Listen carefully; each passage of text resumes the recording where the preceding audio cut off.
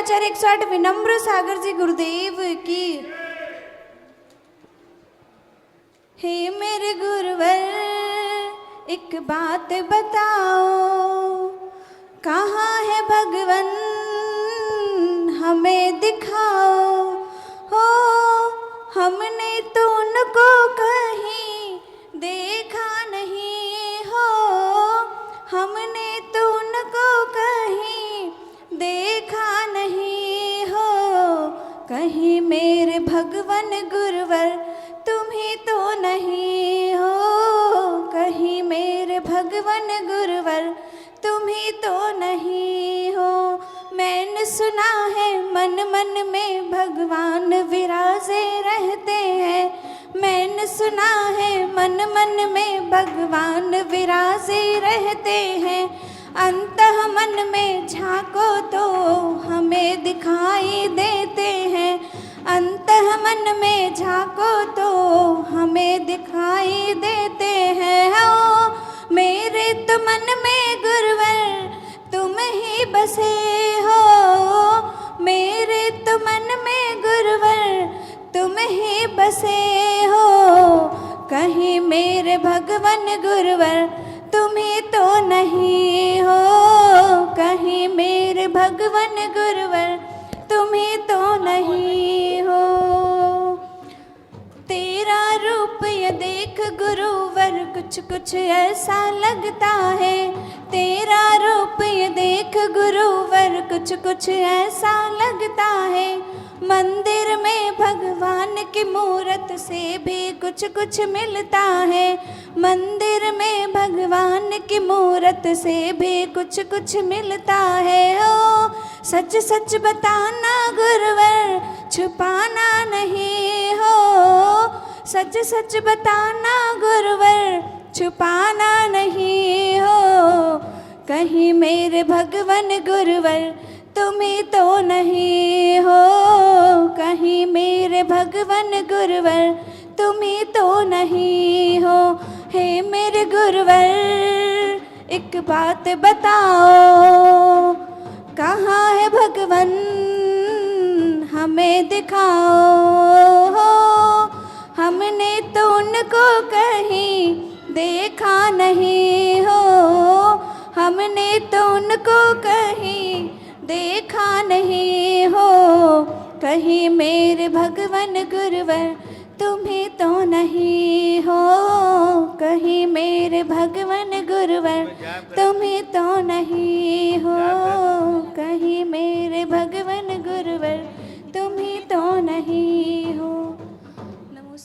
बोलिए आचार्य गुरु श्री विनम्र सागर जी महाराज की जय, मुनि संघ की जय, आरिका संघ की जय। गुड़ शक्कर से मीठा गुरुवर का आशीर्वाद, गुड़ शक्कर से मीठा गुरुवर का आशीर्वाद। जिसको मिला एक बार वो रखता है जीवन भर याद, जिसको मिला एक बार वो रखता है जीवन भर याद। गुरुवर हमारे देखो विनम्र सागर, आशीष देते हैं ये हमें मुस्कुराकर। पल भर में हो जाती मन की नगरी आबाद, पल भर में हो जाती मन की नगरी आबाद। जिसको मिला एक बार वो रखता है जीवन भर याद, जिसको मिला एक बार वो रखता है जीवन भर याद। गुड़ शक्कर से मीठा गुरुवर का आशीर्वाद, गुड़ शक्कर से मीठा गुरुवर का आशीर्वाद। जिसको मिला एक बार वो रखता है जीवन भर याद, जिसको मिला एक बार वो रखता है जीवन भर याद, जिसको मिला एक बार वो रखता है जीवन भर याद। बोलिए चमत्कारी गुरुवर श्री विनम्र सागर जी महाराज की जय। मुनि संघ की जय। आरिका संघ की जय। ओम नमो अरिहंताय नमः। ओम नमो अरिहंताणम्। ओम नमो सिद्धाय नमः। ओम नमो सिद्धाणम्। ओम नमो वायर्याय नमः। ओम नमो आयर्याणम्। ओम नमो वच्छायाय नमः। ओम नमो वच्छायाणम्। ओम नमो लोय सव्वसाहुनम्। ओम नमो लोय सव्वसाहुणम्। ओम नमो लोय सव्वसाहुनम्। ओम नमो लोय सव्वसाहुणम्। जो एक कंजरा श्री आदिनाथ भगवान की जय। एक कंजरा श्री पार्श्वनाथ भगवान की जय।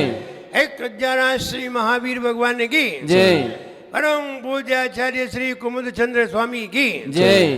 परम पूज्य आचार्य गुरुवर श्री विराट सागर जी गुरुदेव की जय। अहिंसामयी जैन धर्म की बोले परम पूज्य उच्चारणाचार्य भगवान गुरुवर श्री विनम्र सागर जी गुरुदेव की। मुनि संघ की आरिका संघ की। भाव पूर्वक छंद को पढ़िए। कल्याण मंदिर मुदार मवद्य भेदी भीता भय प्रदम निंदित मंघ्रि पद्मम। संसारी सागर निमज्जदस्य जन्तु पोताय माने विनम्य जिनेश्वरस्य। अब लोग याद करने लगे, अभी तक याद नहीं करती थी। हाँ सुनाइए, राजकुमारी जी सुनाइए। आचार्य श्री को नमोस्तु, माता जी को वंदा में। आत्मा मनीषिभिरयं त्वदेभेदबोध्या ध्यातो जैनेन्द्र भवति हे भावात् प्रभावा पानीयमप्रमृतनुचिन्त्यमानं किं नामेनो विषय पानीयमप्रमृतनुचिन्त्यमानं किं नामेनो विषय विकारे मपाकरोति। बहुत अच्छे, बिल्कुल शुद्ध सुनाया है, सही। और कौन सुना रहे हैं? दो लोगों से सुनना है। हाँ पीछे से सुनाइए। नमोस्तु आचार्य श्री वंदा में माता जी। आत्मा मनीषिभिरयं त्वदभेदबुद्ध्या ध्यातो जिनेन्द्र भवतीह भवत्प्रभावा पानीयमप्यमृतमित्यनुचिन्त्यमानं किं नामेनो विषविकारमपाकरोति। बहुत शुद्ध पढ़िए, अशुद्ध पढ़ करके शुद्ध याद करिए, क्योंकि अब हमें अशुद्ध सुनने की आदत नहीं है और आपको भी नहीं होगी। आपके सामने भी कोई अशुद्ध पढ़ेगा ना तो आप अरे सुनना ही नहीं है। इसलिए शुद्ध की कीमत है, शुद्ध बहुत अच्छा लगता है और शुद्ध का ही फल है। त्वमेव वीततमसं परवादिनोऽपि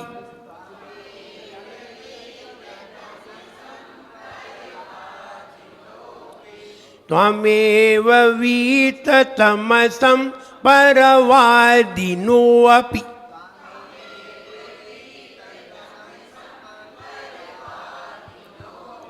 नोऽपि अपने आप छोटी की हो जाएगी। त्वमेव वीततमसं परवादिनोऽपि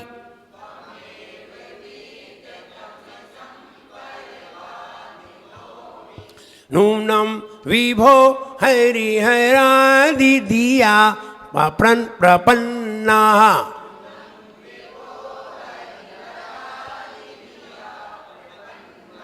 नूनं विभो हरिहरादिधिया प्रपन्नाः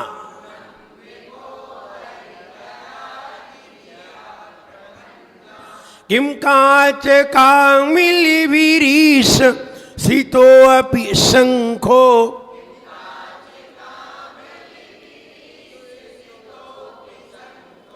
किम काच कामलिभिरीश सितो अपि शंखो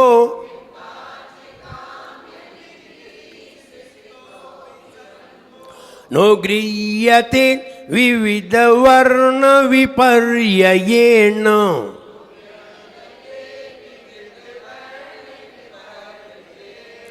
नो गृह्यते विविध वर्ण विपर्ययेण।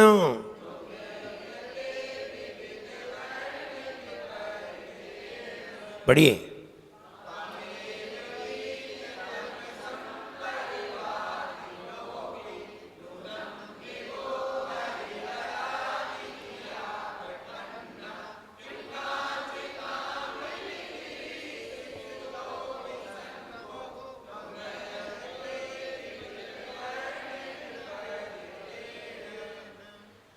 Any problem? कौन सी लाइन? 4 लाइन, चौथी लाइन। नो गृह्यते विविध वर्ण विपर्ययेण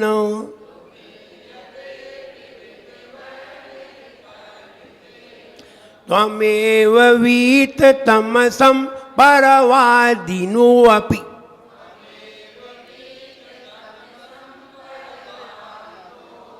नूनं विभो हरिहराधिधिया प्रपन्ना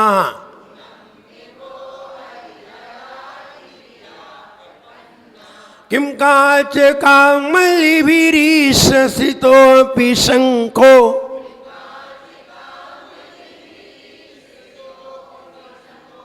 नो गृह्यते विविध वर्ण विपर्ययेण।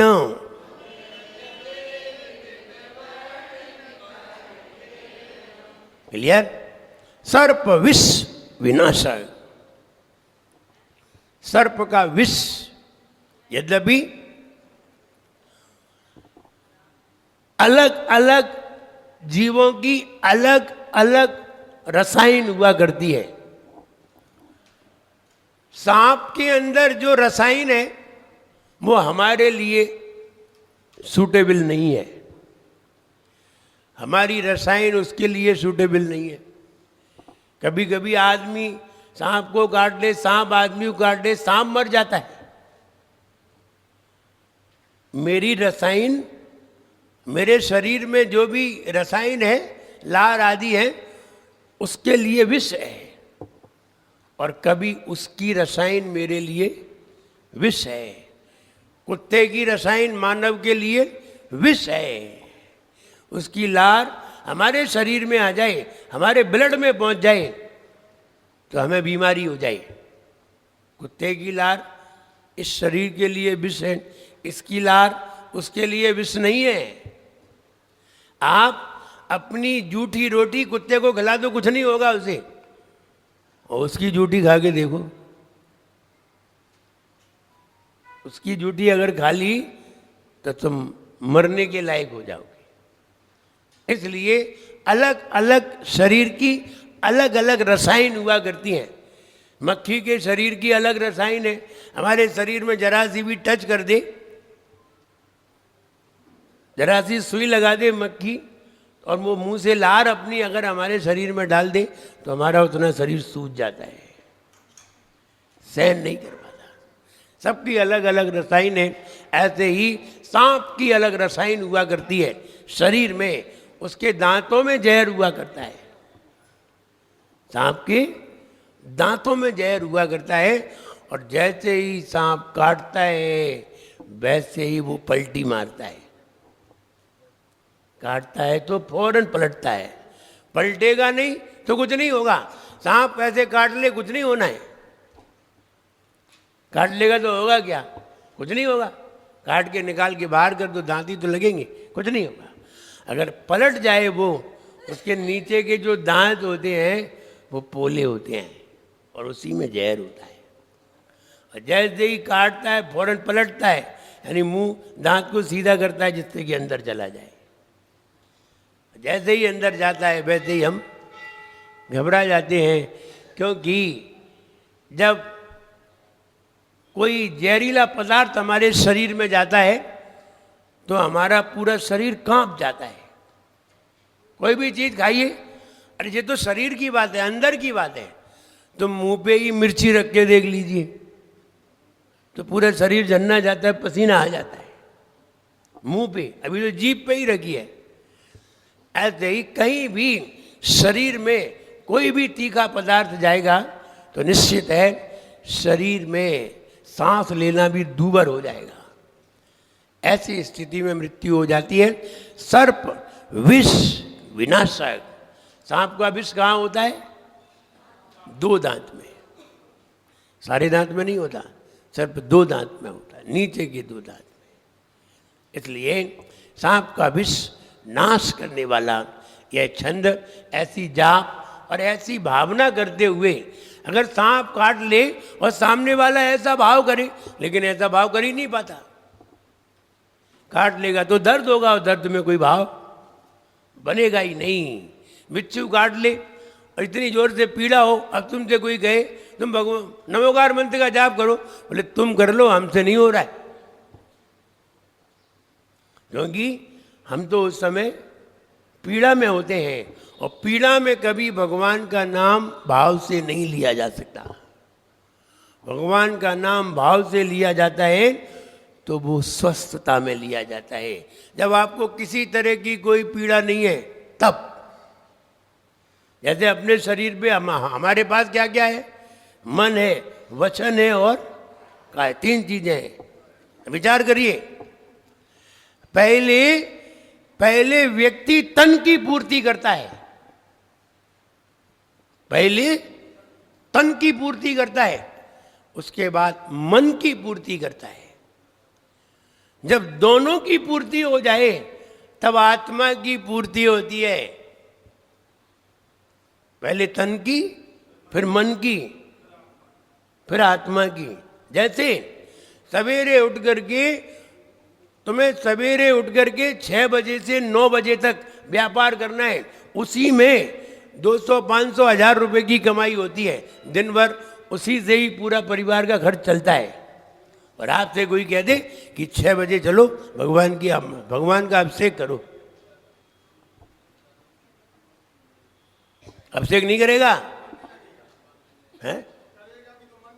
अभिषेक करेगा ही नहीं, तुम ही करो। 5 बजे आ सकता है, 5 बजे आकर के हाथ जोड़ के दर्शन करके चला जाएगा, लेकिन 6 बजे से 9 बजे तक आप बुलाओगे, लाख बुलाओ, वो नहीं आएगा।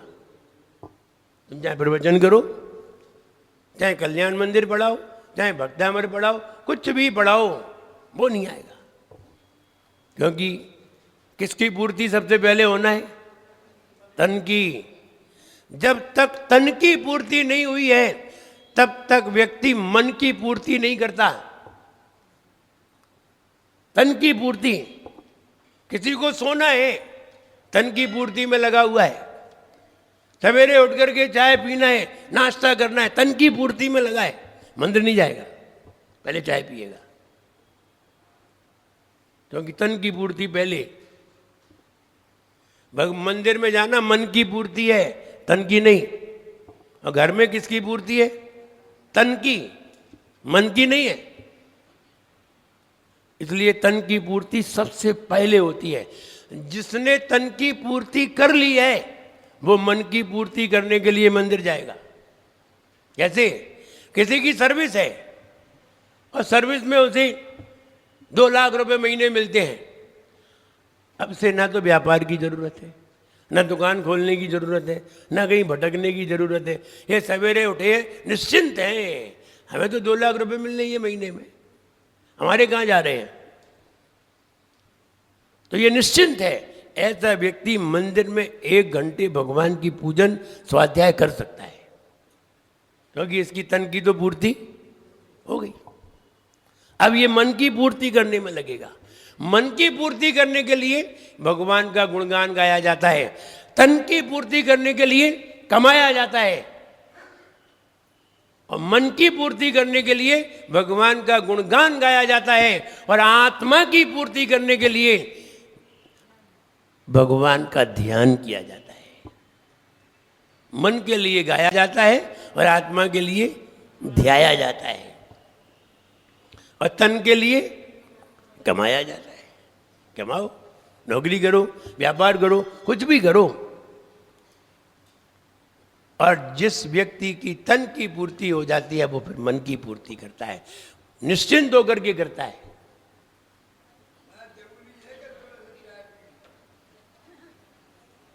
और सवेरे से चाय नहीं पिएंगी तो जो लोग, कई लोग ऐसे हैं जिनकी आंख ही चाय से खुलती है, खुलती ही नहीं। सबकी हम कब कह रहे हैं, सबकी हम कब कह रहे हैं, कहते ना कि रात भर पाप करे, पाप के विचार करे, और सोवत ते उठे पहले चाय धोख देते हैं। बैठी चाहिए, बैठी। देखो तो बेड माने बुरी नहीं, बेड माने बिस्तर भी होना है। तो इसलिए व्यक्ति सबसे पहले चाय पीता है। हमने बच्चों से पूछा, अरे बेटा तुम मंदिर आए हो, अभी तुमने कुछ खाया नहीं? बोले नहीं नहीं, हम तो एक पराठा खा के आए। अरे फिर मंदिर आए? बोले हाँ, हमने ये खा के नहीं आया जाता है। बोले फिर मंदिर में चक्कर आते हैं। छोटे छोटे बच्चे थे तो कह रहे मंदिर में चक्कर आते हैं, 11 बजे मंदिर आएंगे तो भूख लगती है, इसलिए खा के आते हैं। अब ठीक है, जैसा करते हैं। कहने का मतलब ये है कि तन की पूर्ति पहले, उसके बाद मन की पूर्ति। जब भगवान का गुणगान गाते हैं तो ये मत समझना कि मेरा तन प्रसन्न होता है। नहीं नहीं, तन तो माध्यम होता है, प्रसन्न मन होता है। ये त्रिजग उद्यम नाश कीने, मोह तिमिर महाबली, ती कर्म घाती ज्ञान दीप प्रकाश ज्योति प्रभाव। बताइए, गर्मी लगी कि सर्दी लगी गाते समय? ठंडक पहुंची कि नहीं शरीर के लिए? नहीं नहीं, काहे की ठंडक? क्या गर्मी लगी क्या? नहीं, गर्मी सर्दी शरीर को लगती है। शरीर को कोई प्रसन्नता नहीं हुई, प्रसन्नता हुई तो मन को हुई। भांति दीप प्रजाल कंचन की, सुभाजन में खचू अरहंत सुत सिद्धांत गुरु नीर ग्रंथ नित्य पूजा। मन प्रसन्न होता है, सुन करके मन प्रसन्न होता है, गा करके मन प्रसन्न होता है। कभी कभी सुन करके भी होता है, सामने वाला गा रहा हो तो मन आनंदित हो जाता है, और व्यक्ति चिल्ला रहा हो तो यथे उद्धमनाथ की ने मोच में महाबली थे घर में गाती ज्ञान दीप। बाजू में खड़ा है ना, वो खिसक लेगा। व्यक्ति एक हारमोनियम खरीद लाया बाजार से, हारमोनियम खरीद लाया, बजाता था तो पड़ोसी बहुत परेशान। एक दिन पड़ोसी ने कहा, भाई साहब आज हमें आप अपनी हारमोनियम दे सकते हैं? बोले क्यों, आपके यहाँ कोई प्रोग्राम है? बोले हाँ, आज मेरा सोने का प्रोग्राम है।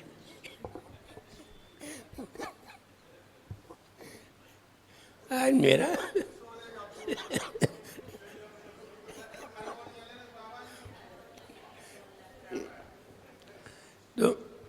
तो कहने का मतलब कोई ऐसे गा रहा हो जो तुम्हें पसंद ना आए तो तुम वहाँ से उठ करके भाग जाओगे। और किसी की आवाज़ में मिठास हो, कर्ण प्रिय हो, तो इतना आनंद आता है। कोई बाजू में बोलता है तो कहते शांत रहो, उसकी सुनने दो। कर्ण प्रिय आवाज़ की ये पहचान होती है। अच्छी आवाज़ की पहचान क्या है? अच्छी लगेगी बस, ये नहीं है कि उसे सुनने का और मन हो, नहीं होगा। और कर्णप्रिय की पहचान है कि उसे सुनने का और मन होगा, बार बार सुनोगे, बार बार सुनने का प्रयास करोगे। ये कर्ण प्रिय की पहचान है, अच्छी कर्ण प्रिय, दोनों में अंतर है। इसलिए सर्प विश्व विनाशक यह छंद का फल है। इसकी जाप इस किताब में थोड़ी रिपीट हो गई है, आगे की जाप इसमें आ गई है, ध्यान नहीं दे पाया। तो बड़ी किताब में यद्यपि सही लिखी है, इसकी जाप है ओम ह्रीम अरहम, ओम ह्रीम अरहम, नमो फणि सत्ति सोसयानम, ओम ह्रीम अरहम, नमो फणि सत्ति सोसयानम पन्न समननम, नमो फणि सत्ति सोसयानम पन्न समननम।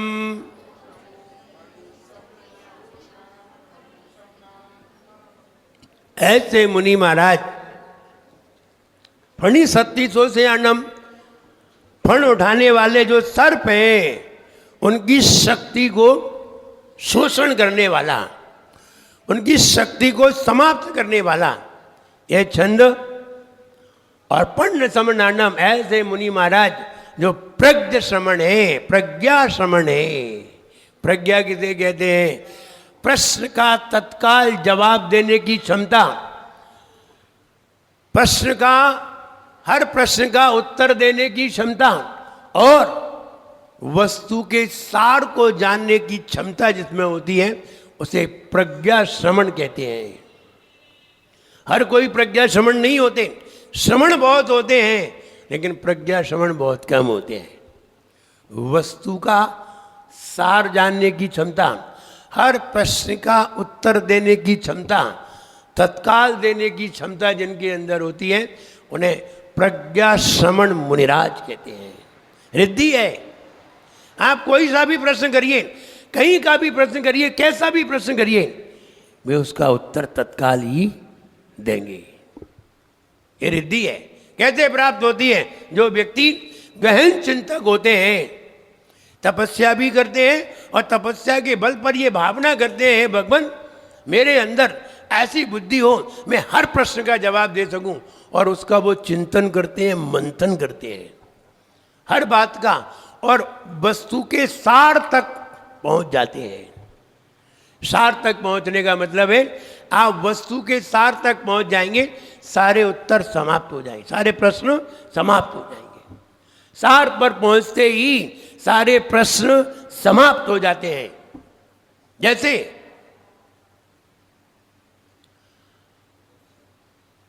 गुलाबचंद जी, आपके पास 10 करोड़ रुपया है, किसकी कृपा से? भगवान की कृपा से। क्या कहोगे? कोई तुमसे पूछे और भाई कैसे हो, तो तुम क्या कहोगे? भगवान की कृपा से बढ़िया है। कोई ऐसा पूछेगा कि क्यों? कोई पूछेगा नहीं।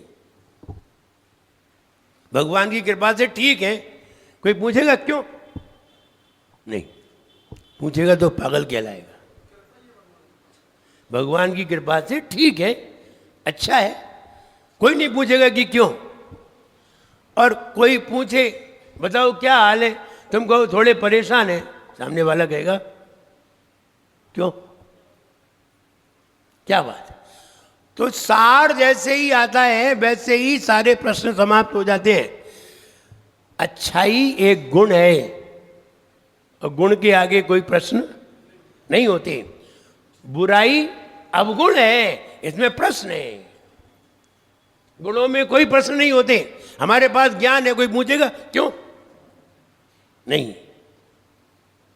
हमें याद नहीं होता है तो पूछेगा क्यों नहीं होता है, बताओ। तो प्रश्न कहाँ खड़े होते हैं? अवगुण में, बुराई में प्रश्न खड़े होते हैं, लेकिन गुण में और अच्छाई में कहीं भी कोई प्रश्न नहीं होते। ऐसे ही सार मिलने पर इसके बाद कोई प्रश्न नहीं है, कोई पुरुषार्थ नहीं है, कोई मेहनत नहीं है, क्योंकि सार हमें प्राप्त हो गया है। आप पढ़ाई कर रहे हैं, क्यों? आप अपने बच्चे को पढ़ा रहे हैं, क्यों पढ़ा रहे हैं? कारण बच्चे को पढ़ाने का कोई कारण होगा? क्यों पढ़ा रहे? जॉब लग जाए, और जॉब लग गई और फिर पढ़ाते हैं? नहीं, क्यों? कि हमें तो मिल गया जिसके लिए पढ़ रहे थे, जिसके लिए पढ़ रहे थे वो चीज मिल गई, अब पढ़ने की जरूरत है ही नहीं। आप कह रहे हो कि भोजन बनाओ, क्यों? कि भोजन करना है, और भोजन कर लिया, आप क्या कह रहे हो? अब तो आराम करना है। तो प्रश्न तभी खड़े होते हैं जब हम अवगुण में होते हैं, जब हम बुराई में होते हैं, तब प्रश्न होते हैं। अच्छाई में और गुण में कहीं भी कोई प्रश्न खड़े नहीं होते। सार मिलने पर कोई प्रश्न नहीं है। सार नहीं मिला है तब तक प्रश्न खड़े होते ही रहेंगे। जब तक प्रश्न आ रहे हैं तब तक समझिए आपको सार नहीं मिला है। ऐसे मुनिराज प्रज्ञा श्रमण, जिनकी प्रज्ञा बहुत ही शार्प है, बहुत ही तीक्ष्ण है, कोई भी प्रश्न करता है। ये रिद्धि गणधर के अंदर होती है, गणधर भगवान के अंदर ये रिद्धि होती है, क्योंकि वहां लाखों लोग अपने अपने तरीके के प्रश्न करने वाले हैं। इसलिए ये रिद्धि गणधरों के पास जरूर होती है। उनके पास नहीं होगी तो उत्तर ही नहीं दे पाएंगे। भगवान को तो प्रश्न सुनने की जरूरत नहीं है। भगवान कैसे उत्तर देते हैं? आप प्रश्न करते हैं तब उत्तर देते हैं, या लिख कर देते हैं तब उत्तर देते हैं? कैसे उत्तर देते हैं शिखरचंद जी? हैं? प्रश्न कर ही नहीं पाते हैं। आप बोलते हैं तब उत्तर देते हैं। कहते हैं राजा सैनिक ने ये वाला प्रश्न किया तो भगवान ने उत्तर दिया।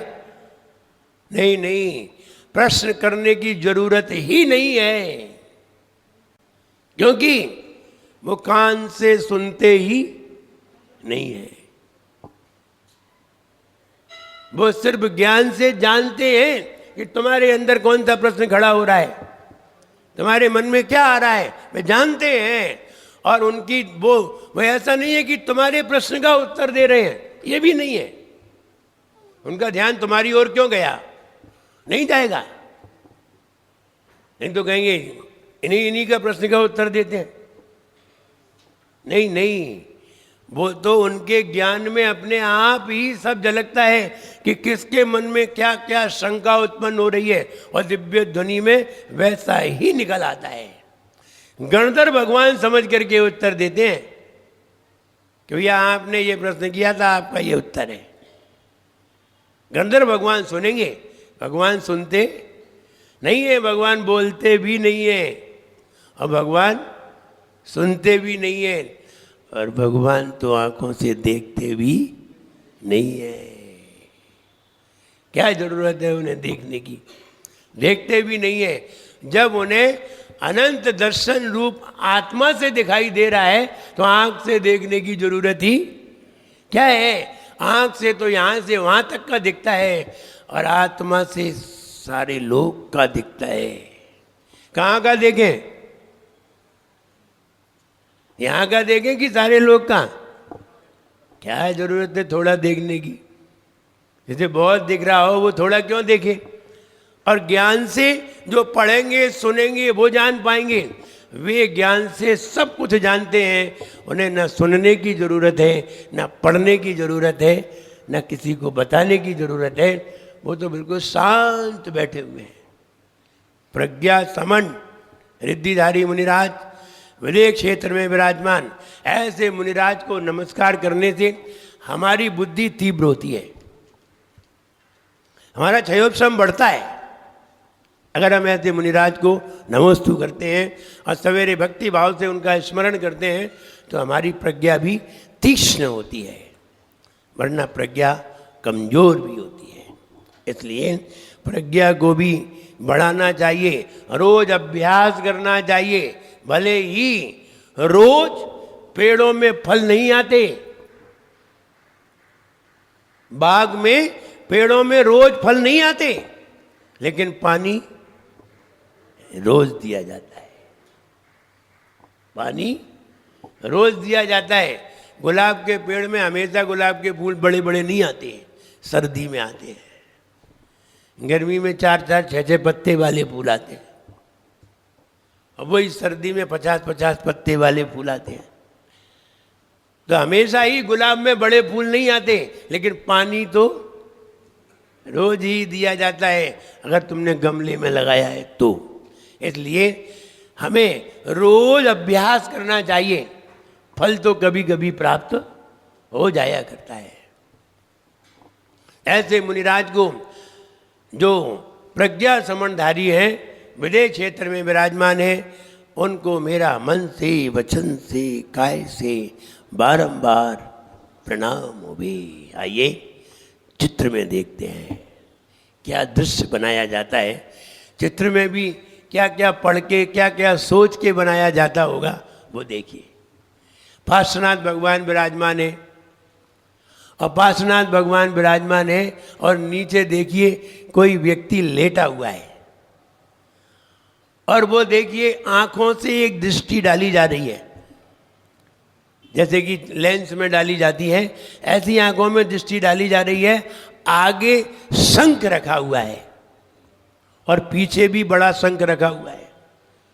तो ये कहा जा रहा है, शंख तो कैसा होता है, नीचे रखा हुआ है शंख, कैसा होता है, सफेद, लेकिन उसे नजर कैसा आ रहा है, पीला।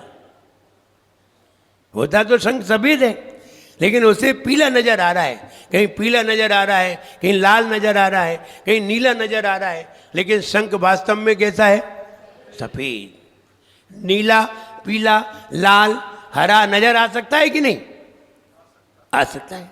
कब, जब हम नीले रंग का लेंस का चश्मा लगाए हो, लाल का चश्मा लगाए हो, पीले का चश्मा लगाए हो, लेकिन चश्मा नहीं लगाए हो और फिर भी पीला दिखाई दे, तो लगता है इसकी आंख की जो रेटिना है ना, वाइट रेटिना है, वो पीली हो गई है। आंख की जो रेटिना है, वो जो सफेद रेटिना होती है आंख में, वो कैसी हो गई, पीली हो गई। इसलिए उसे सफेद चीज भी पीली दिखाई देती है, अगर बिना चश्मा के ऐसा दिखाई दे रहा है तो। और दूसरी तरफ कह रहे हैं कि भगवान सिद्ध स्वरूपी है, अनंत स्वरूपी है, और अन्य लोग भगवान को न जाने कौन कौन से रूप में, नाम से ग्रहण करते हैं, और किस किस रूप में ग्रहण करते हैं। नाम से ग्रहण कर ले तो कोई बात नहीं, लेकिन रूप बदल दें तो गलत हो जाता है। नाम बदलने में कोई बात नहीं है। नाम तो भगवान के कितने हैं, 1008। किसी भी नाम से पुकार सकते हैं, किसी भी नाम से पुकारा जा सकता है भगवान को। 1008 नाम है, ब्रह्मा गो, विष्णु गो, महेश गो, आदिश्वर गो, कुछ भी गो, अर्धनारीश्वर गो, भगवान को 1008 नाम है। कौन कौन से नाम से पुकार लें, परमात्मा को, जिनेश्वर को, कुछ भी नाम को, सब भगवान के ही नाम है। हम कभी कभी अलग अलग जाते हैं, अलग अलग कई मंदिरों में अलग अलग नाम मिलते हैं, परमेश्वर दास, यानी कौन कौन से नाम मिलते हैं, ऐसे नाम मिलते हैं। ये सब भगवान के ही नाम है। लेकिन बोले भगवान तो एक है, नाम उनके अनेक हैं। नाम भले ही अनेक हों, लेकिन रूप एक ही होना चाहिए। अगर एक रूप है तो भगवान का कोई सा भी नाम है, सभी को मेरा नमस्कार है। और अगर रूप अलग अलग है तो मेरा किसी को भी नमस्कार नहीं है। जिस रूप में भगवान होते हैं, जिस रूप में वीतरागता दिखाई देती है, सिर्फ उसी रूप को नमस्कार है, और किसी रूप को नमस्कार नहीं है।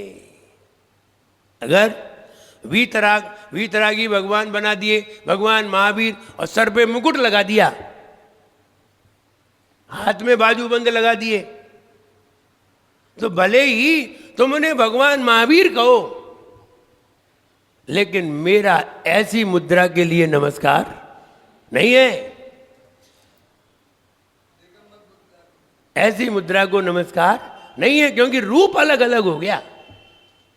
आप कहते भगवान भगवान एक है, सभी भगवान एक है, सभी भगवान एक है, तो भगवान तो एक ही है, भगवान बहुत नहीं है, नाम है, नाम अनेक है, लेकिन भगवान तो एक है, गुणों की अपेक्षा से एक है। लेकिन आप रूप बदल दोगे तो फिर हम भगवान भगवान एक नहीं कह सकते। भगवान भगवान एक है तो उनका रूप भी एक है, रूप अनेक नहीं है। रूप अनेक कहते हो और भगवान एक कहते हो तो भी गलत है। और लोगों ने अपने अपने रूप बना लिए और अपने अपने रूप बना के अपनी अपनी मान्यता रख दी और नाम भगवान के 1008 में से उठा लिया। अब तुम कहते हो भगवान तो भगवान ही के। भगवान आदिनाथ का नाम भी बुद्ध है, भगवान आदिनाथ का नाम भी विधाता है, भगवान आदिनाथ का नाम भी शंकर है, सब नाम है उनके। अब तुमने नाम तो उठा लिया भगवान का और रूप बना दिया, बस यही गलत हो गया।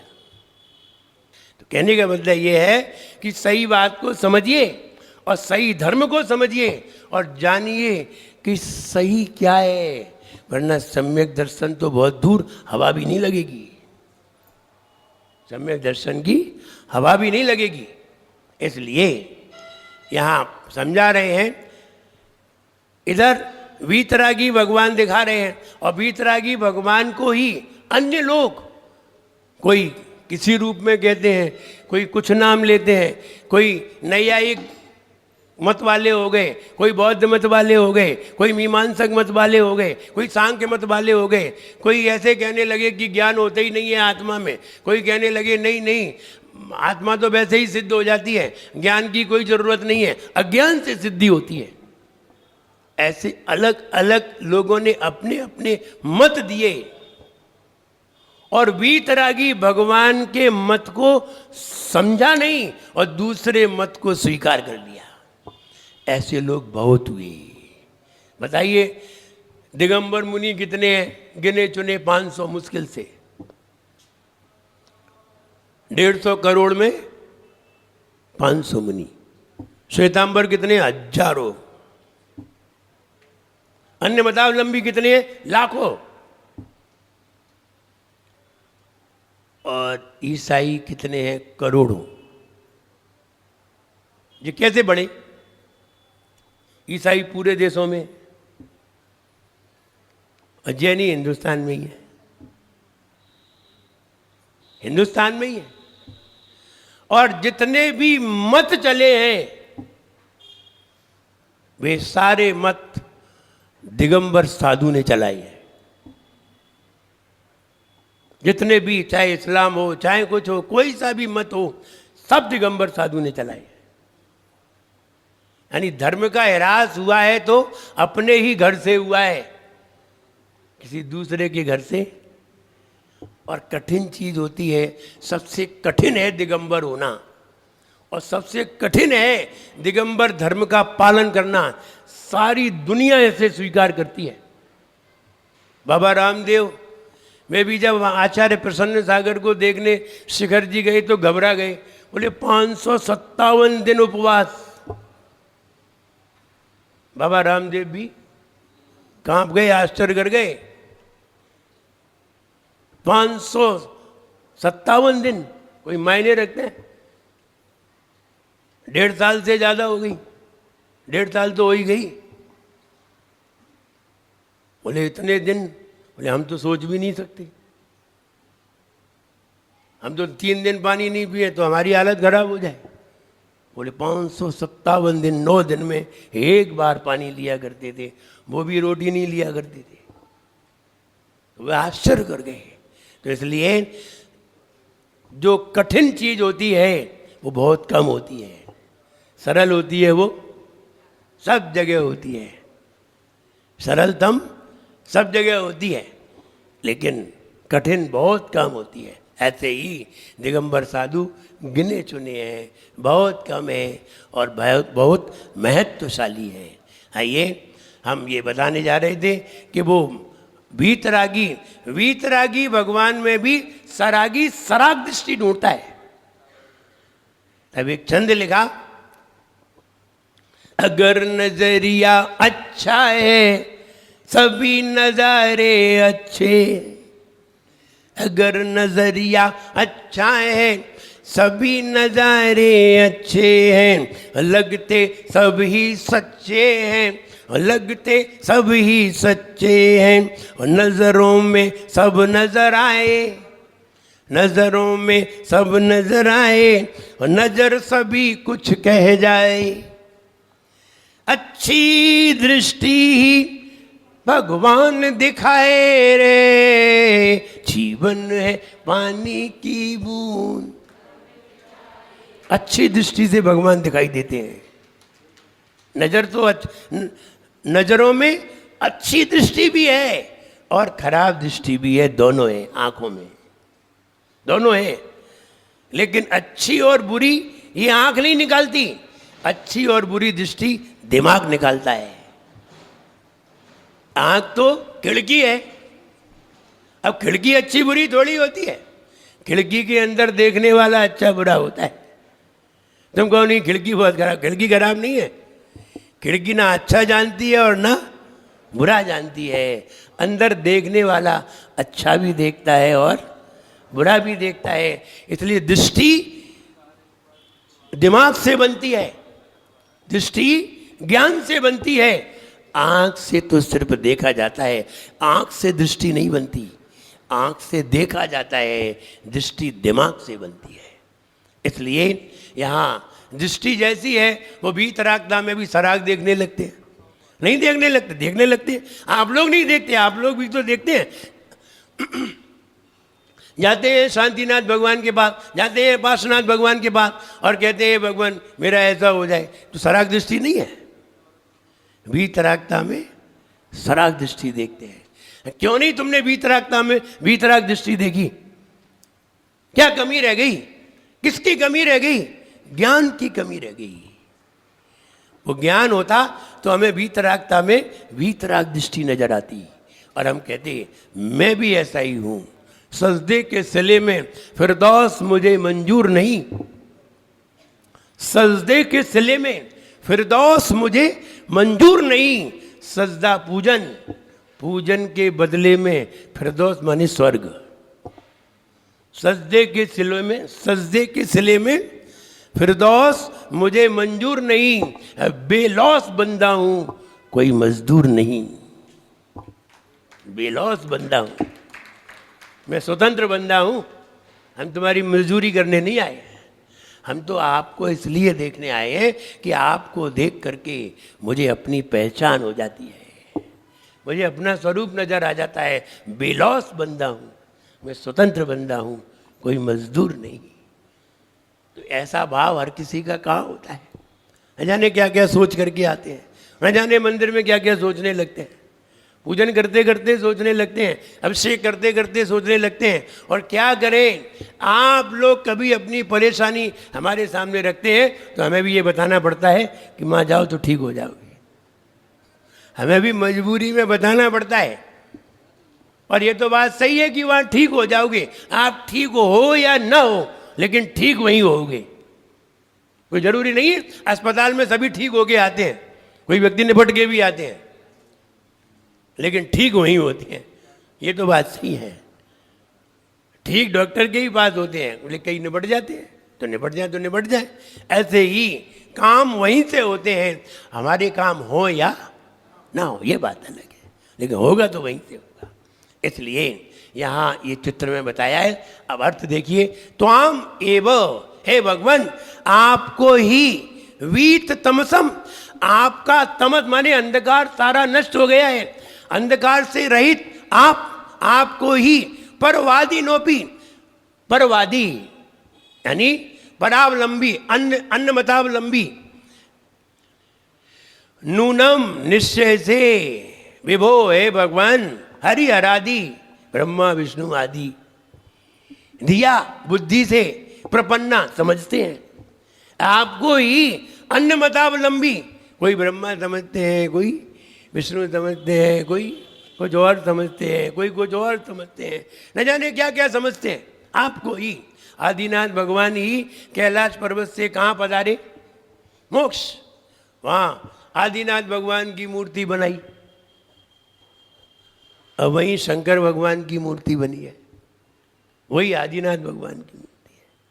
तो आदिनाथ को ही शंकर कहा भक्तामर के अंदर। तो यहाँ नूनम निश्चय से हे भगवान हरि हरादि दिया बुद्धि के द्वारा प्राप्त करते हैं, समझते हैं। हरि हरादि आदि किम काच कामली विरीश सितोपि शंखो। हे भगवान कहते हैं काच कामली भी जिसके शरीर में, जिसकी आंखों में कंबला रोग हो गया हो, कांच कंबला रोग हो गया हो, यानी पीलिया रोग हो गया हो, उसके लिए सितोपि शंखो, शंख भी कैसा दिखाई देता है? सितोपि तो कहते हैं सफेद, वो सफेद शंख भी उसे नो गृह्य थे विविध वर्ण विपर्य, नाना प्रकार के रंगों का दिखाई देता है, नाना प्रकार के विपर्य ना और विविध वर्ण नाना प्रकार के रंगों का दिखाई देता है। वही शंख जो सफेद है, सफेद शंख भी नो गृह्यते विविध वर्ण विपर्य, उसे सफेद शंख, सफेद तो नो गृह्य थे, सफेद दिखाई नहीं देता, विविध वर्ण नाना प्रकार के रंगों का विपर्यहीन विपरीत दिखाई देता है, सफेद के विपरीत दिखाई देता है। तो रागी राग जैसी बात करते हैं, कहते महाराज कोई श्रावक आए और कहीं कोई नज़दीक ऐसा हो, यानी उसे यही नहीं मालूम कि महाराज से कैसे बात करना चाहिए। महाराज और सुनाओ आपकी दुकान कैसी चल रही है? अब कैसे बात कर रहा है? ये दुकानदार है, निश्चित है ये दुकानदार होगा। भाई ऐसा क्यों बोल रहा है आपकी दुकान कैसी चल रही है? ये कहता आपका रत्नत्रय की साधना कैसी चल रही है? ये धर्मात्मा होगा, कोई व्रती पुरुष होगा। ये व्रती पुरुष कैसे पूछेगा भगवान आपके रत्नत्रय की साधना कैसी चल रही है? और कोई बिजनेसमैन होगा, दुकानदार होगा, गुरुदेव आपकी दुकान कैसी चल रही है? अभी दुकान चल रही है यहाँ। और कहीं कोई वो व्यक्ति बैठा हो और कोई व्यक्ति आए, महाराज आज हम रात्रि का त्याग करते हैं। कोई व्यक्ति आए बोले महाराज आज हम आलू प्याज का त्याग करते हैं, हम आज जो है व्रत धारण करते हैं, ये वाला व्रत धारण करते हैं। 2-3 लोग व्रत ले लें उसके सामने, महाराज दुकान तो अच्छी चल रही है आपकी, अब ये दुकान है। तो सामने वाला साधु को भी दुकानदार समझ लेगा, उसने साधु को भी दुकानदार समझ लिया। क्यों समझ लिया? कि दुकानदार था, तो दुकानदार था इसलिए उसने उन्हें भी। अब ऐसे ही भगवान को कोई ब्रह्मा कहने लगे, कोई विष्णु कहने लगे, कोई महेश कहने लगे, कोई कुछ कहने लगे, भगवान तो भगवान ही है, वीतरागी है, कोई वीतरागी कहने लगे। तो ये हमारी नज़र का ही खेल है, सारा खेल काय का है? नज़र का, नज़रिया का। और नज़र में नज़रिया है, नज़र आंखों में होती है और नज़रिया दिमाग में होता है। सारा खेल नज़रिया का है। नज़रिया अच्छा है, सब नज़ारे अच्छे हैं। ज्ञानी नज़रिया से नज़ारे बनाते हैं, ज्ञानी नज़रिया से नज़ारे बनाते हैं, अज्ञानी नज़ारे से नज़रिया बनाते हैं। ये दोनों में अंतर है। ज्ञानी भीतर से बाहर जाता है, अज्ञानी बाहर से भीतर आता है। इसीलिए तो हम बार बार मंदिर जाते हैं नज़रिया बनाने के लिए। नज़ारा देख करके नज़रिया बनाते हैं, भगवान को देख करके हाथ जुड़ते हैं, भगवान को देख करके आंख बंद कर लेते हैं। नज़ारे देखकर नज़रिया बदल देते हैं। हम अज्ञानी हैं, अज्ञानी नज़रिया से नज़ारे बना देते हैं। उन्हें नज़ारा होने की कोई ज़रूरत नहीं है, उनकी नजाकत ही अलग होती है।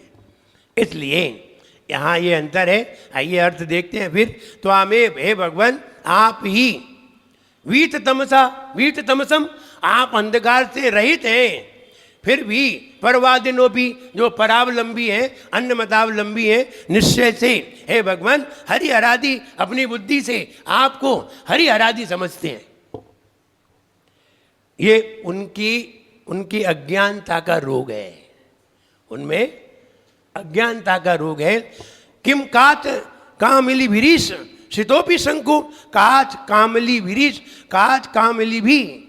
हे भगवान, जिनमें पीलिया रोग होता है, सीता सफेद, अपि शंख भी, सफेद शंख भी नो गृहते, वे सफेद ग्रहण नहीं करते, बल्कि विविध वर्ण, नाना प्रकार के रंग वाला वो सफेद शंख अलग रखा है।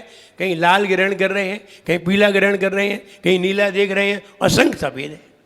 तो नीला पीला जे कैसे दिखाई दे रहा है? बोले ये रोग है, रोगी को वैसा ही नजर आता है। जैसे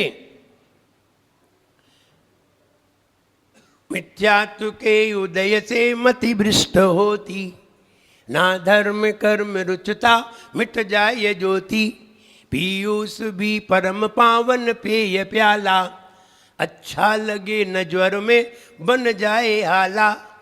हम 104 के बुखार से ग्रसित हों, 104 105 हमारा बुखार हो हमारे अंदर, और कोई मौसमी का रस लाए, कैसा लगता है? कौन भैया है?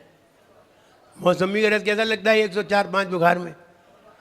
लेकिन मौसमी का रस तो कड़वा नहीं है, लगता है कड़वा है, नहीं लगता है कड़वा। वो कहते ट्रुथ इज बिटर, सत्य कड़वा होता है। नहीं नहीं, कड़वा फील होता है, सत्य कड़वा कहाँ होता है? कहते नहीं नहीं, सत्य कड़वा होता है, हमने कई जगह पढ़ा है, सत्य कड़वा होता है। सत्य कड़वा नहीं होता है, कड़वा लगता है। जिसको 104 डिग्री बुखार हो उसको, हर किसी को थोड़ी लगता है। सत्य कड़वा होता तो भगवान कड़वे नहीं होते। सबसे ज़्यादा कड़वे कौन होते? भगवान होते। तो सत्य कड़वा होता नहीं है, सत्य कड़वा लगता है। किनको? जिनके अंदर अज्ञान का बुखार चढ़ा हुआ है, उन्हें कड़वा लगता है, हर किसी को नहीं लगता। तो यहाँ कह रहे हैं, हे भगवान आइए फीड करना है, फीड करना है कि नहीं? बिल्कुल फीड करना है। कहते हैं, फिर से एक बार समझ लीजिए, त्वाम एव, हे भगवान आपको परवाद लोभी परावलंबी लोग, आपको जो आप अंधकार से रहित हैं, अज्ञानता से रहित हैं, लेकिन अज्ञानी लोग आपको हरि आराधी समझ लेते हैं। जैसे जिनको पीलिया रोग होता है, वे लोग सफेद शंख को भी अन्य रंगों में देखते हैं। जब ऐसा दिखाई दे तो क्या करें? व्यक्ति से पूछा, भाई आपके शरीर का वजन क्या है? जी भैया पूछा, आप कितने किलो के हैं? बोले मेरा वजन 80 किलो है, चश्मा लगा करके। अगर हम चश्मा लगा लें तो मेरा वजन, तो क्या 80 किलो का चश्मा होता है? बोले चश्मा लगा के 80 किलो वजन है। बोले चश्मा नहीं लगा के? बोले पता ही नहीं। बोले कैसे? बोले दिखाई ही नहीं देता है उसमें, चश्मा नहीं लगा के तो पता ही नहीं। बोले 0 आता है, हमें पता ही। तो चश्मा लगा के 80 किलो वजन है, तो आंखों से ही तो देखते हैं। तो यहाँ कह रहे हैं कि हम ऐसा ही अनुभव करते हैं। आइए फीड करने के लिए तैयार होते हैं।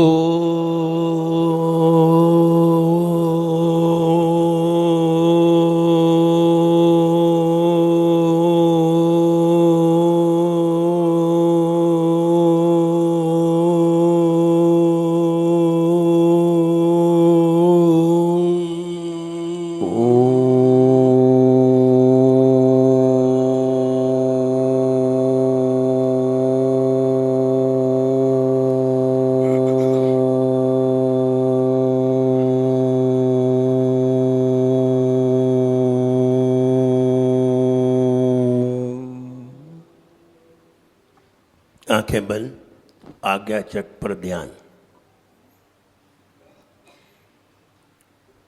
हे भगवान, जैसे पीलिया रोग वाले को, हे भगवान, जैसे पीलिया रोग वाले को सफेद शंख अलग अलग रंग का दिखाई देता है, हे भगवान, जैसे पीलिया रोग वाले को सफेद शंख अलग अलग रंग का दिखाई देता है, हे भगवान, जैसे पीलिया रोग वाले को अथवा रोगी पुरुष को सफेद शंख अलग अलग रंग का दिखाई देता है, हे भगवान, जैसे पीलिया रोग वाले को सफेद शंख अलग अलग रंग का दिखाई देता है, वैसे ही अज्ञानी पुरुषों को, वैसे ही अज्ञानी लोगों को, वैसे ही वीतरागता से अनविज्ञ, वैसे ही वीतरागता से अनविज्ञ अज्ञानी लोगों को आपके अंदर ब्रह्मा विष्णु आदि रूप दिखाई देते हैं। वैसे ही अज्ञानी लोगों को जो वीतरागता से अनविज्ञ हैं, वैसे ही वीतरागता से अनविज्ञ ऐसे अज्ञानी लोगों को लोग आपको ब्रह्मा विष्णु महेश आदि समझते हैं। वैसे ही अज्ञानी वैसे ही वीतरागता से अनविज्ञ अज्ञानी लोगों को आप ब्रह्मा विष्णु महेश नजर आते हैं, हे भगवान, जैसे पीलिया रोग वाले को, जैसे पीलिया रोग वाले को सफेद शंख भी अलग अलग रंग का दिखाई देता है, जैसे पीलिया रोग वाले को सफेद शंख अलग अलग रंग में दिखाई देता है, वैसे ही वीतरागता से अनविज्ञ, वैसे ही वीतरागता से अज्ञान ऐसे लोगों को आप ब्रह्मा विष्णु महेश आदि नजर आते हैं। वैसे ही वीतरागता से अनविज्ञ अनजान लोगों को आप ब्रह्मा विष्णु महेश नजर आते हैं। आप में ब्रह्मा विष्णु महेश नजर आते हैं, या आप ब्रह्मा विष्णु महेश नजर आते हैं, हे भगवान, जैसे पीलिया रोग वाले को सफेद शंख भी अलग अलग रंग में दिखाई देते हैं, जैसे पीलिया रोग वाले को सफेद शंख भी अलग अलग रंग का दिखाई देता है, वैसे ही वीतरागता से अनभिज्ञ, वैसे ही वीतरागता से अनजान ऐसे लोगों को आप ब्रह्मा विष्णु महेश नजर आते हैं। वैसे ही वीतरागता से अनभिज्ञ अनजान लोगों को आप ब्रह्मा विष्णु महेश नजर आते हैं। रिपीट, हे भगवान, हे भगवान, जैसे पीलिया रोग वाले को सफेद शंख भी अलग अलग रंग के दिखाई देते हैं, जैसे पीलिया रोग वाले को सफेद शंख अनेक वर्णों में दिखाई देते हैं, वैसे ही वीतरागता से अनभिज्ञ अज्ञानी लोगों को आप ब्रह्मा विष्णु महेश नजर आते हैं। हे भगवान, जैसे पीलिया रोग वाले को सफेद शंख अलग अलग रंग में नजर आता है, वैसे ही वीतरागता से अनभिज्ञ अज्ञानी लोगों को आप ब्रह्मा विष्णु महेश नजर आते हैं। क्लियर? सुनाइए, बालक ही सुनाएगा, बालक की सुनो। हे भगवान, हे भगवान, जैसे पीलिया रोग वाले को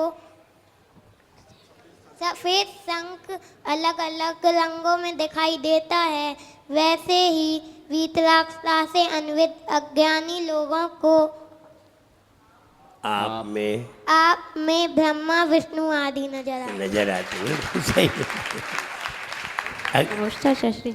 हे भगवान, जैसे पीलिया रोग से पीड़ित व्यक्ति को सफ़ेद शंख भी अलग अलग रंगों में नजर आता है, वैसे ही वीतरागता से अनभिज्ञ अज्ञानी लोगों को आप में ब्रह्मा विष्णु और महेश नजर आते हैं। बिल्कुल सही, भीड़ हो गया।